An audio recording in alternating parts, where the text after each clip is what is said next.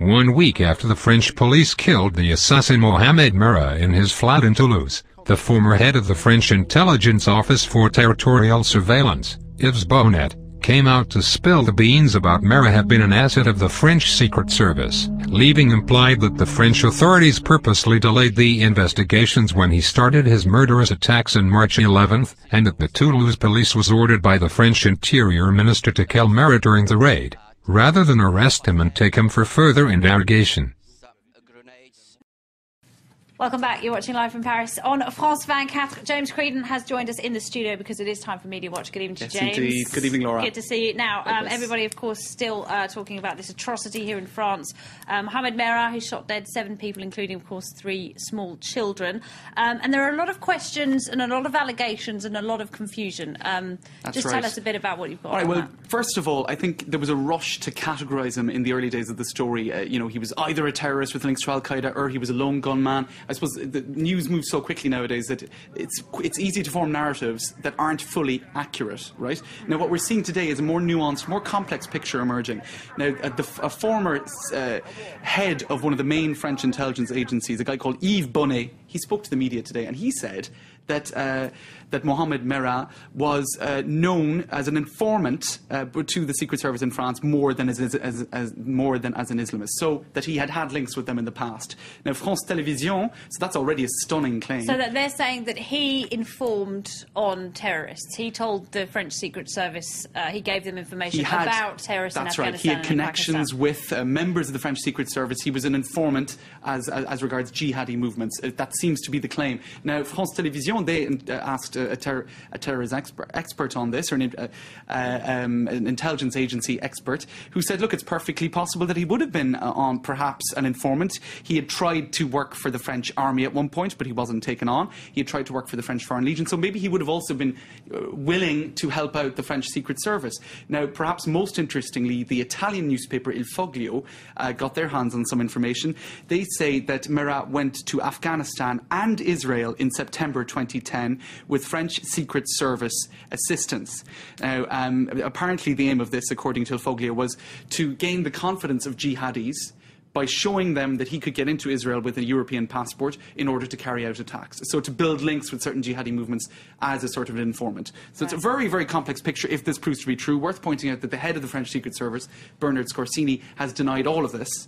Has said that he wasn't an informant. But what we are seeing certainly is a more complex picture emerging than perhaps we initially thought to be the case. And let's not forget that the murderer himself did say during that standoff with police that he was working for Al-Qaeda, didn't he? That's what he claimed. That's right, that's right. So, really, where is the truth in all of this? It appears to be a cloudy picture that is emerging.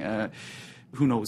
All right, now, of course, he filmed the murders of those 7 people, including, of course, the small children. He had a camera strapped to his chest. This video then made its way to the international news channel Al Jazeera. That's right. They've decided today not to play those images. That's right. You can see here on their website, Al Jazeera not to air French killings video. Now, the media are pointing out that there are many reasons why they would choose to do that, or choose to not play the videos, because, first of all, massive pressure from the families of the victims not to do so, from all sides. Also, public opinion clearly would not be in favour of it. And also, the French authorities, including Nicolas Sarkozy, have been pretty much saying, if you try to do that, if any television channel tries to do this, we'll go out there and scramble their signals, even on their territory, which is a pretty extraordinary thing for Nicolas Sarkozy to say. We'll go to wherever this channel is broadcasting and scramble it. Right. But clearly a will there to make sure that these pictures do not come out. OK, now let's move on to another story. The socialist leader, François Hollande. But he didn't show any sign of fundamental... It's pretty much obvious that the mainstream media is trying to minimize the impact of the statements of Yves Bonett, for tricking the public into believe that Mohammed Merah was just a snitch for the French Secret Service. But things didn't get any better after the president of the extreme right-wing party National Front, and candidate to French presidency, Marine Le Pen, started exploring the case for her own benefit, and made public statements implying that Merah was in the payroll of the French government, and had several passports for his trips to Middle East. How does she know that?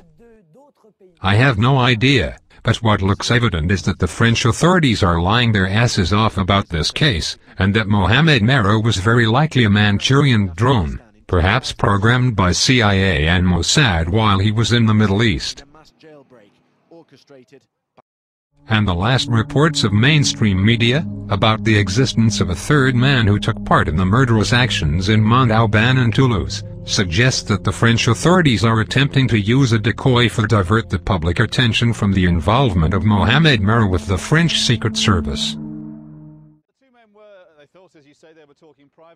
So it seems that despite the fact that the Illuminati Freemason Zionist apparatus succeeded in carrying out a 9/11 type of inside job in Toulouse, the whole thing is actually backfiring against the French government and suggesting that there's a very thin line between the Muslim Jihad agenda and the Secret Service of the United States, Israel and France, towards the New World Order. And above all, it consists in another blatant evidence of the existence of a shadow government, fabricating disasters and murderous events for fulfilling this evil agenda. if you just examine the processes that went through the first